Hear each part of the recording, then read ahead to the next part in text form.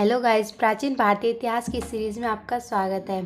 तो अगर आप हमारे चैनल पर पहली बार आएँ तो हमारे चैनल को सब्सक्राइब करें और वीडियो को लाइक और शेयर ज़रूर करें। तो आज हम पढ़ने वाले हैं प्रागैतिहासिक ऐतिहासिक काल के बारे में। ठीक है,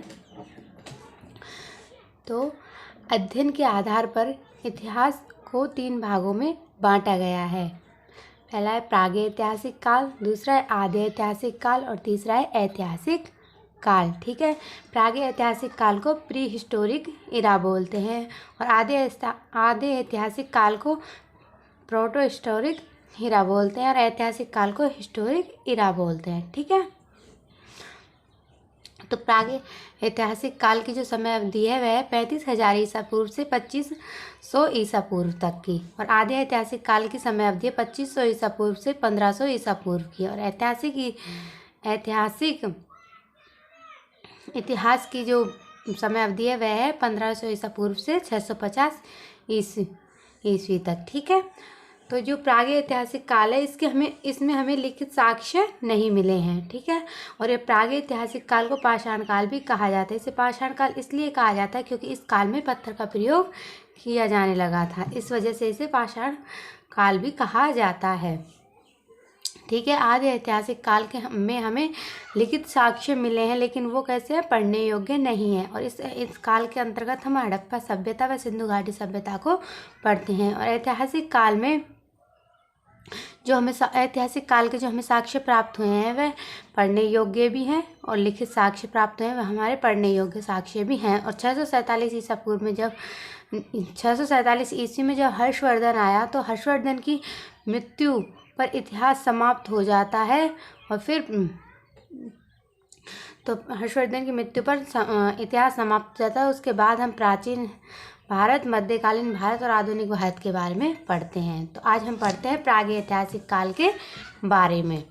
प्रागैतिहासिक काल जिसे पाषाण काल भी कहा जाता है क्योंकि इस काल में क्या था, पत्थर का प्रयोग होने लगा था। ठीक है, तो पाषाण काल, जो प्रागैतिहासिक काल व पाषाण काल है उसे 3 भागों में बांटा गया है। तो 3 भाग कौन से हैं, पुरा पाषाण काल, मध्य पाषाण काल और नव पाषाण काल। पुरा पाषाण काल की समय अवधि 35,000 ईसा पूर्व से 10,000 ईसा पूर्व की है। मध्य पाषाण काल की समय अवधि 10,000 ईसा पूर्व से 5,000 ईसा पूर्व की, और नव पाषाण काल की समय अवधि 5,000 ईसा पूर्व से 2500 ईसा पूर्व की है। ठीक है, तो सबसे पहले हम पढ़ते हैं पुरा पाषाण काल के बारे में।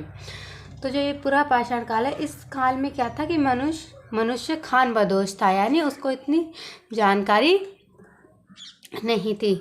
तो पुरा पाषाण काल के लोगों का मुख्य व्यवसाय क्या था, शिकार करना था। ठीक है, ये लोग खान बदोश रहते थे, यानी इनको इन ज़्यादातर चीज़ों की जानकारी नहीं थी।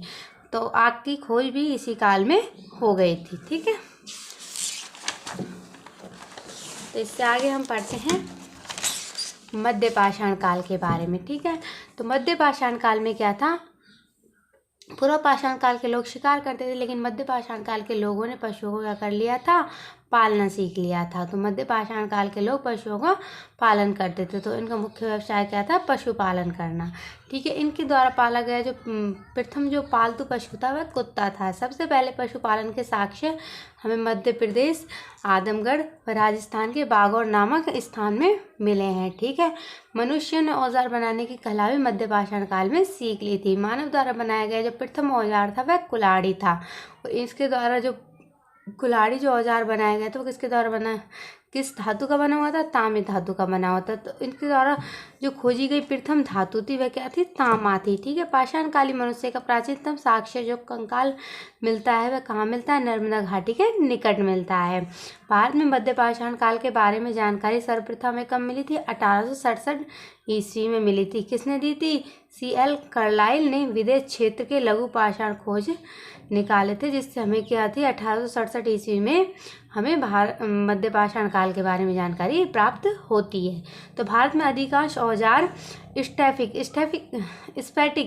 क्या है, एक पत्थर है। स्फटिक क्या है, पत्थर का ही नाम है। ठीक है, स्फटिक कोई धातु नहीं, स्फटिक क्या है, एक पत्थर है, पत्थर के बने होते थे। पाषाण काल में औजारों की खोज किसने की थी, रॉबर्ट बुश फ्रूट ने की थी।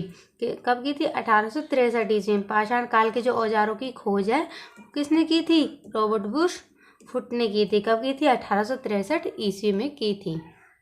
ठीक है, तो सबसे सबसे प्राचीनतम चित्रकला के जो साक्ष्य हैं वे भीमबेटका मध्य प्रदेश में मिलते हैं। भीमबेटका क्या है? भीमबेटका एक गुफा है जिसके अंदर मतलब चित्रकारी की गई है। प्राचीनतम चित्रकारी की गई, जिस समय प्राचीनतम चित्रकला के साक्ष्य प्राप्त होते हैं। और कहाँ से मिलते हैं? भीमबेटका मध्य प्रदेश से मिलते हैं। भीमबेटका मध्य प्रदेश पत्थर पर चित्रकारी के लिए क्या है? प्रसिद्ध क्षेत्र है। ठीक है, तो अब हम आगे पढ़ते हैं नवपाषाण काल के बारे में। तो पुरापाषाण काल में लोगों ने शिकार किया, मध्य पाषाण काल में इन्होंने पशुओं को पालना सीखा, लेकिन नवपाषाण काल तक आते आते मनुष्य क्या करने लग गया था? खेती करने लग गया था। तो 5000 ईसा पूर्व से 2500 ईसा पूर्व का जो समय है वह नवपाषाण काल का समय कहलाता है। तो कृषि का आविष्कार नवपाषाण काल में हुआ था। पहिए का आविष्कार भी नवपाषाण काल में हुआ था। ठीक है, जब लोग कृषि करते थे तो उन्हें क्या थी कि वाहनों की ज़रूरत पड़ती थी फसल को इधर उधर ले जाने के लिए। तो पहिए का आविष्कार भी उन्होंने कब किया था? नवपाषाण काल में ही कर लिया था। प्रसिद्ध फसल गेहूं और जौ के लिए प्रसिद्ध स्थान मेहरगढ़ बलूचिस्तान है। तो जो नवपाषाण काल में जो प्रसिद्ध फसल थी, मतलब पाषाण काल में जो प्रसिद्ध फसल थी वह क्या थी? गेहूं और जौ थी।